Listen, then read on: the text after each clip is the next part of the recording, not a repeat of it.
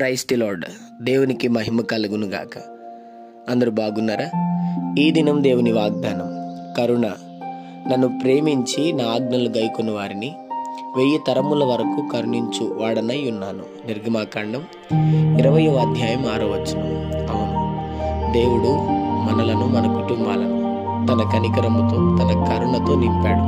ఎంతగా అంటే మన భావ్య తరాలకు ఆశీర్వాదకరంగా దేవుడు మన నిలబెడుతున్నాడు. రాబోయే తరములన్నిటికీ దీవెనకరంగా దేవుడు నిన్ను నియమించాడు. ఎంత ప్రేమిస్తున్నాడంటే 1000 తరముల వరకు ఆయన కరుణను నీ పైన, నీ వంశం మీద ఆయన ఉంచాడు. దిగులు పడద్దు, ఆయన నిన్ను కరుణించి కాపాడును గాక. చిన్న మాట ప్రార్థన. ప్రేమ కనికరం గల మా తండ్రి, నీకు వందనాలు.